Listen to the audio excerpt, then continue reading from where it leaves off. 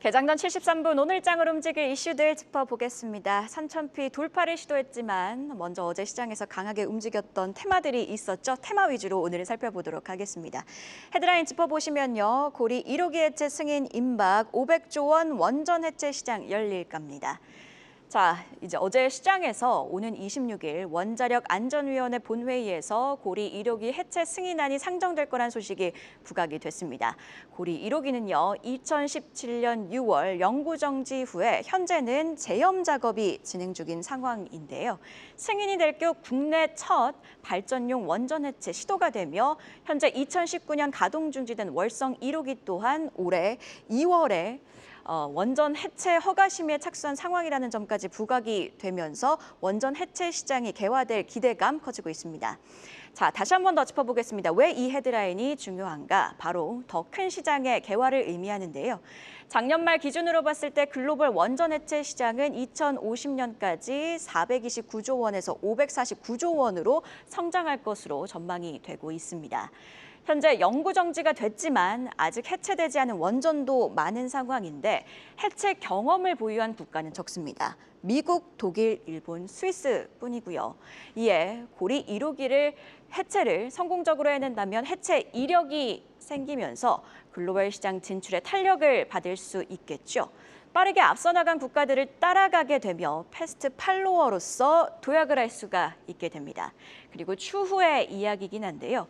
중수로용 원자로인 월성 1호기도 해체에 성공하게 된다면 세계 최초의 해체 기술을 입증해내게 되는 것으로 이는 선두자, 퍼스트 무버로서의 역할까지도 얻게 됩니다. 자, 이렇듯 여러 의미가 있기에 원전 해체주는 급등하게 되죠. 고리 1호기의 해체 종합 설계 용역을 수주한 바 있는 오르비텍 어제 상한가 터치했고요. 2003년부터 원전 해체 관련 기술 개발 국책과제에 참여한 이력이 있는 우진엔텍도 마찬가지로 상한가, 그리고 한수원과 협업해 고리 1호기 해체 엔지니어링을 담당했던 한전기술은 8.5% 상승으로 거래를 마쳤습니다. 최근 정책주와 스테이블코인 테마에 밀려서 주도주로서의 부각이 덜했던 원전주는 다시 부각을 받게 됐습니다. 일정 관점에서 좀 생각을 해보면 26일을 주시하셔야겠고요. 그리고 원전 해체는 복잡하고 장기적인 프로젝트로 평균적으로 15년에서 20년 이상이 걸린다는 점도 고려하면 변동성을 보일 가능성 또한 염두에 두셔야겠습니다. 자, 그래서 오늘 장으로 움직일 무버도 좀 정리를 해보면요. 간밤 뉴욕 증시는 휴장, 이런 가운데 장중 지정학적 리스크를 둘러싸고 여러 발언이 나왔지만 일단 백악관이 협상을 언급했다는 점, 이에 3% 상승하던 유가는 0.5% 상승으로 상승폭을 축소, 그리고 MSCI 선진국 지수 편입으로 향하는 1단계 접근성 평가가 간밤에 공개됐습니다. 그리고 어제 장 막판에 2차 추경안이 국무회의에서 의결이 됐죠. 오늘 장으로도 이어질 수 있는 내용인 만큼 자세하게 내용 한번 체크해 볼까요?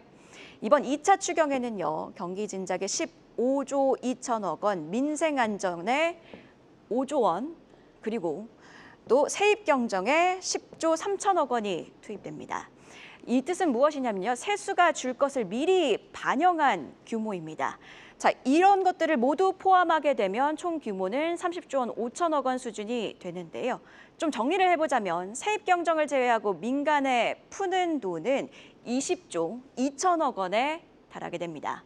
그리고 앞서 1차 추경과의 규모를 합하게 되면 1, 2차 추경 규모는 무려 44조 원까지 늘어나게 됩니다. 세부 항목별로 좀 보자면요. 소비 활성화를 위해 소비 여력 보강에 11조 3천억 원이 투입이 되고요. 그리고 건설 경기 활성화에도 2조 7천억 원 정도가 포함이 됩니다. 소비 여력 보강, 이 중에서도 가장 큰 비중을 차지하는 건 바로 민생 회복 소비 쿠폰이죠. 총 10조 3천억 원 규모로요. 소득별로 국민들은 금액당 이렇게 1인당 최소 15만 원에서 최대 52만 원까지를 받게 됩니다. 두 차례로 나눠서 분할 지급이 되고요. 언제부터 지급이 될지는 미정이지만 결국 소비에 힘을 더하겠다는 정책입니다. 이에 오늘 시장에서는 유통을 비롯한 소비주들이 어떤 움직임을 보일지 함께 체크를 해봐야겠고요. 그리고 또 한 가지, 시간의 거래소 코나아이가 하한가, 웹캐시가 9.5% 하락하는 등 지역 화폐주들은 밀렸습니다. 지역화폐 할인액 지원 사업에 당초 2월 더불어민주당이 언급한 규모였던 2조 원보다 적은 6천억 원이 편성이 됐고 지방 할인율을 더 크게 가져간다는 소식, 그리고 뉴스 공개에 따른 세론 등이 영향을 준 건데요. 이렇듯 추경안 발표와 함께 세부 섹터의 방향성 오늘장에서는 주시하셔야겠습니다. 자, 그리고요. 앞서도 언급했듯 MSCI 선진국 지수 편입 관련 워치리스트 등재 여부를 가늠할 수 있는 접근성 평가가 공개됐죠. 장중 이를 시장이 어떻게 평가하느냐, 이와 함께 중동 리스크를 어떻게 보고 있느냐가 바로 오늘 수급 향방에 있어서는 중요할 텐데요. 다행히 미국의 중동 개입 여부와 관련해서는 다시 협상 가능성에 대한 언급이 있었죠. 오늘 또 한 번 3,000피에 도전하게 되는 우리 증시 추이도 함께 지켜보시죠. 그럼 어제 장 마감 이후에 나온 공시는 안혜수 캐스터와 함께 체크해볼까요? 네, 안 했습니다.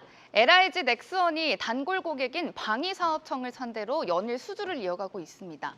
탄도탄 작전 모델의 체계 개발 사업을 체결한 지 이틀 만에 이번엔 832억 원 규모의 대표병 탐지 레이더 공급 계약을 체결했는데요. 정규장에서는 물론 애프터마켓에서까지 기분 좋게 상승세에 이어졌습니다. 대표병 탐지 레이더 2는 국내 기술로 개발된 최초의 국산 레이더로 지난해 전력화를 완료했습니다. 적이 발사한 포탄을 탐지하고 발사 원점을 역추적해서 포격 도발에 대응할 수 있도록 돕는 역할을 하는데요. 이번 계약 금액은 832억 원, 계약 종료일은 2030년 6월 30일입니다. 유지, 보수 등 후속 지원이 이때까지 이뤄질 예정입니다. 코스닥 종목도 유니슨이 유상증자 결정을 공시했습니다. 풍력발전 기업으로 재생에너지 정책 수의 기대감에 최근 상승세 탔었는데요. 어제 정규장에서도 상승 마감했지만 유상증자를 발표하면서 시간외에서는 하락가 기록했습니다. 운영자금 642억 6천만 원 마련을 목적으로 5,100만 주 규모의 유상증자를 결정해 강한 매도세가 몰렸습니다. 주식 처분도 공시했는데요. 계열사 오미산 풍력발전 주식 220만 1,600주를 전량 처분하기로 결정했습니다. 처분 금액은 110억 800만 원으로 자기 자본 대비 12.9%에 해당합니다. 유닛은 어제는 주춤했지만 해상풍력특별법이나 에너지 고속도로 정책 등 다시 힘을 낼 수 있는 기회도 많은 만큼 오늘은 주가에 다시 훈풍 불어보길 기대해 보겠습니다. 지금까지 공시 전해드렸습니다. 네, 공시와 함께 특징주 안혜수 캐스터와 체크해봤고요. 계속해서 증시 모닝 브리핑, 오늘은 손창현 24인베스트먼트 팀장과 함께 이야기 이어가도록 하겠습니다.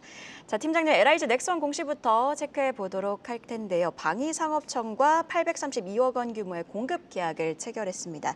사실 방산주 같은 경우에는 이미 너무 많이 올라서 좀 부담스러운 구간에 진입해 있는 상황인데 현재 우리 시장에서 방산주들의 위치는 어느 정도에 왔다고 보십니까? 제가 봤을 때는 방산주들이 단기적으로 너무 많이 오르긴 했다. 그래서 좀 평가를 해보니까 그러니까 올해 증권사 추정치를 대비해봤을 때 어제 종가 기준으로 제가 좀 계산을 해보니까요. LIG 넥스원이 45배 PER을 기록을 했고 하나시스템이 66배, 그리고 한국항공우주가 38배, 현대로템이 31배고요. 최근에 상대적으로 많이 올랐었던 풍산이 15배 정도 수준입니다. 그런 점을 감안을 해봤을 때는 주가가 단기적으로 많이 올랐기 때문에 멀티플을 상당히 좀 많이 부과를 하는 게 사실이다라고 볼 수가 있을 것 같고요. 그런 점에서 일단 피크아웃에 대한 우려가 상당히 좀 관건이었는데 여전히 계속 수주가 이어지고 있다는 것 자체는 좀 그래도 긍정적이다라고 볼 수 있을 것 같고, 그리고 이제 글로벌 수출이 계속적으로 늘어나고 있는 상황입니다. 그래서 LIG 넥스원도 800억 단위의 그 수출을, 그러니까 수주를 또 받긴 했지만 1분기 기준으로 봤을 때 수주 잔액이 22조 8천억이다. 그래서 이게 단기적으로 이 수주 모멘텀이 이제 꺾이거나 2분기 때 어느 정도 줄어든다라고 하면 문제가 커질 가능성이 높지만 이미 쌓아둔 수주가 어느 정도 있다라고 하는 건 좀 더 긍정적으로 보셔야 될 것 같고요. 그리고 지정학적 리스크가 계속적으로 발생이 되고 있는 상황이에요. 그래서 이란과 이스라엘 관련된 부분이 또 발생이 되다 보니까 그 주변국이죠. 아랍에미리트와 사우디가 이미 이 수주를 받았었던 경험이 있기 때문에 조금 더 수출이 확대가 될 수 있는 그런 영향력도 있다라고 볼 수 있을 것 같고, 거기에 이제 나토 국방비에 대한 증액도 좀 긍정적으로 보셔야 될 것 같습니다. 그래서 국내 총 생산의 2%를 이제 기존에서는 이제 나토 국방비로 이제 채용을 했었는데 이게 이제 2030년까지 5%로 증가가 돼요. 그런 점에서 국방비 증액 증분이 한 1,000조 정도, 무기를 구매하는 금액이 한 300조 정도가 되기 때문에 제가 봤을 때는 이 단기적으로 많이 상승을 했다. 그래서 비중이 높으신 분들이라고 하면 좀 비중을 좀 줄일 필요도 있다라고 보고 있지만 여전히 수주가 뭐 탄탄한 그런 여러 가지 정책적인 모멘텀이 이어지고 있고 그리고 수주에 대한 모멘텀이 계속 이어지고 있기 때문에 뭐 속도 조절은 이어질 수 있긴 하지만 중장기적인 모멘텀은 여전히 좀 긍정적이다라고 보셔야 될 것 같습니다. 그러니까 한 줄로 좀 요약을 해보면 어제 나왔던 LIG 넥스원의 공시는 방산주 수준은 계속된다는 일종의 시그널로 보면 되겠네요. 그렇죠. 네, 그리고 또 중기적으로 봤을 때는 여전히 모멘텀은 유효하다 이런 네. 입장이신 거고요. 네, 알겠습니다. 자, 계속해서 볼 종목은 유니슨 살펴보도록 할 텐데 이 유니슨 같은 경우에는 풍력 관련주입니다. 어제 643억 원 규모의 유상증자를 결정하면서 시간에 걸해서 하한가로 직행한 상황인데 일단 유상증자를 왜 결정했는지부터 한번 짚어볼까요? 뭐 유상증자를 결정한 이유는 역시 뭐 자금 조달에 대한 이유가 가장 크다라고 볼 수 있을 것 같아요. 동사는 이제 부채 비율이 한 300% 정도가 육박이 될 정도로 일단은 뭐 자금이 좀 필요한 상황입니다. 그런 점에서 자금 조달을 했다라고 볼 수가 있을 것 같고요. 그리고 두 번째는 이제 친환경 에너지 정책을 이제 신정부에서 강력하게 좀 드라이브를 걸기 위해서 새롭게 이제 재무 건전성을 어느 정도 확보를 해야 뭐 새로운 정책에 대한 수주도 좀 원활하게 좀 진행이 될 수 있기 때문에 이런 거를 먼저 선제적으로 재무적인 건전성을 만들 수 있는 그런 토대를 만들 수 있지 않았을까라고 보고 있고요. 그리고 제가 봤을 때는 이게 가장 큰 이유라 같은데 결국에는 주가가 단기적으로 많이 올랐기 때문이다라고 볼 수가 있을 것 같습니다. 왜 그러냐면 주가가 낮은 시점에서 유상증자를 하면 주식수가 많아져요. 하지만 주가가 많이 올라간 시점에서 유상증자를 하면 주식수를 상당히 낮춘 가격에서 일단 증자를 할 수가 있다라고 좀 보고 있어서 그러니까 희석 우려가 적어지는 거예요. 그렇죠. 그렇기 때문에 금액 자체가 많이 올라갔을 때 증자를 하는 경우가 많다라고 볼 수가 있을 것 같고요. 이미 제가 봤을 때는 유니스는 작년 4월에 한 번 유상증자를 했었어요. 305억 정도 또 했었기 때문에 이번 증자를 통해서 과연 얼마만큼 실적 턴어라운드를 하반기 때 만들 수 있는지 이게 좀 초미의 관심사다라고 볼 수가 있을 것 같아서 시장에 대한 친환경 에너지에 대한 정책적인 드라이브는 계속 이어질 가능성이 높지만 거기에서 동사가 얼마만큼의 위치로 영향력을 좀 내세울 수 있을지를 좀 확인해 봐야 될 것 같다. 그래서 제가 봤을 때는 굳이 뭐 공격적으로 매수를 하기보다는 이제 관망의 자세로 좀 지켜보는 게 좋지 않을까 그렇게 봐야 될 것 같습니다. 관건은 결국 얼마나 실적으로 이 유상증자가 연결이 되느냐일 테고 그런 의미에서 관망하는 기조를 강조를 해주셨습니다. 이어서 전일장 핫했던 섹터에서 이슈 찾아보는 시간이죠. 이슈픽 심수영 캐스터와 함께 확인해 보시죠. 이슈픽 오늘은 웹툰주 소식으로 시작합니다. 전일장 웹툰 섹터가 무려 5%대 강세 보였는데요. 섹터 내에서는 미투온이 상한가 터치했고요. 대원미디어와 카카오가 9%대, 미스터블루가 8%대 강세 보였습니다. 정부가 앞으로 5년간 총 51조 원을 투입해 5대 문화 강국을 실현하겠다고 밝혔기 때문인데요. 웹툰이 우리나라의 대표 문화 콘텐츠로 꼽히는 만큼 육성 기대감이 몰렸습니다. 특히 세부 실행 계획에 따르면 올해 정부 총 지출 대비 1.05%인 문체부 예상 비중을 2030년에는 2% 이상으로 늘릴 예정인데요.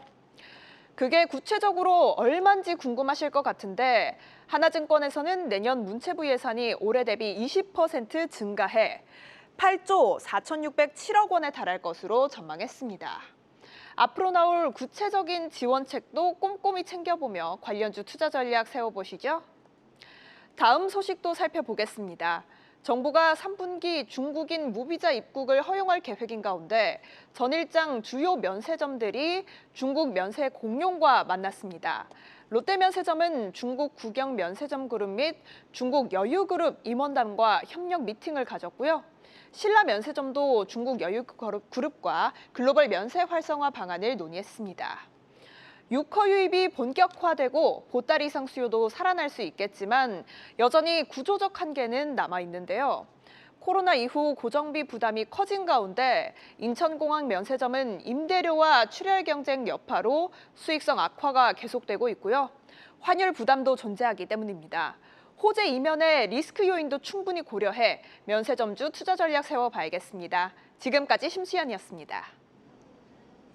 네, 이슈픽 하나씩 자세히 분석해 보도록 하겠습니다. 첫 번째 이슈픽 콘텐츠주 관련 내용이죠. 정부가 5대 문화 강국을 위해서 51조 원대 예산을 배정했습니다. 해당 소식에 미디어, 콘텐츠, 웹툰 관련주들이 굉장히 강했던 어제였는데 요즘 보면 확실히 이렇게 정책 모멘텀을 받은 종목들이 잘 가고 있는 상황입니다. 콘텐츠 관련 내용 자세히 짚어주시죠. 시장이 단기적으로 좀 많이 오르긴 했지만 결국에는 정부 정책 관련된 수혜주들이 여전히 강세 흐름을 보이고 있다라고 보시면 될 것 같습니다. 그래서 AI 육성 정책에 한 100조를 투자를 한다고 해서 AI 관련주들이 상승을 했었고, 그리고 친환경 에너지 정책을 5년간 4조 4천억을 투자를 하겠다, 이런 얘기가 나왔고요.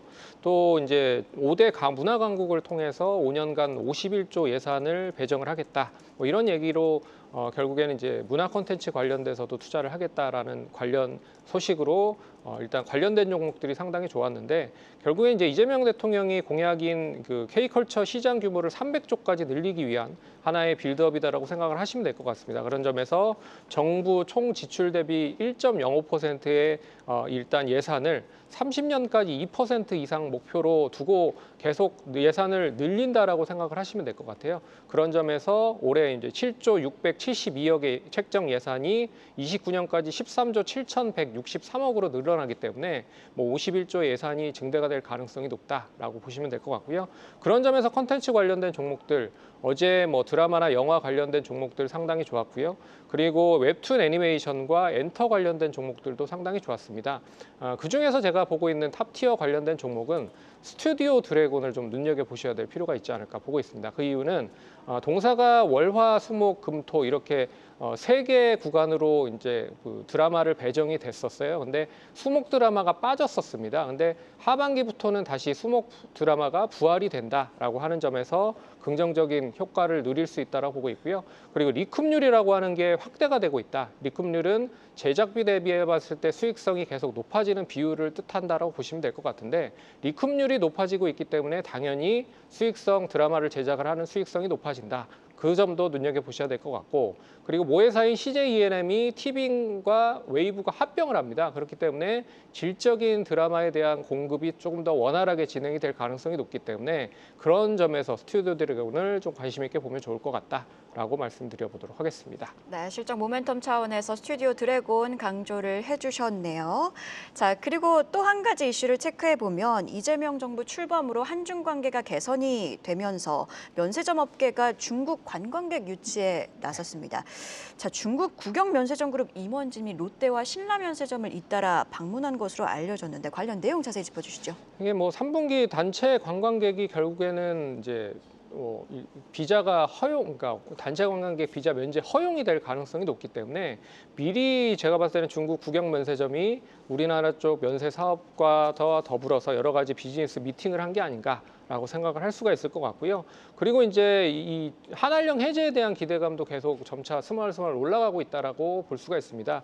어제 이제 중국 공연이 좀 이 5천 명 이하에서는 이 공연도 지방 정부에서 위임을 할 수 있다라는 이야기가 나오면서 결국에는 중앙 정부 말고도 지방 정부를 통한 그런 이 공연 확대가 진행이 되고 있기 때문에 결국에는 한알령 해제 쪽으로 일단 중국 쪽에서도 가닥을 감는 모습이 아닌가라고 좀 볼 수 있을 것 같아서 어제 중국 한알령 해제에 대한 수혜주들이 전반적으로 많이 상승을 했었던 모습이에요.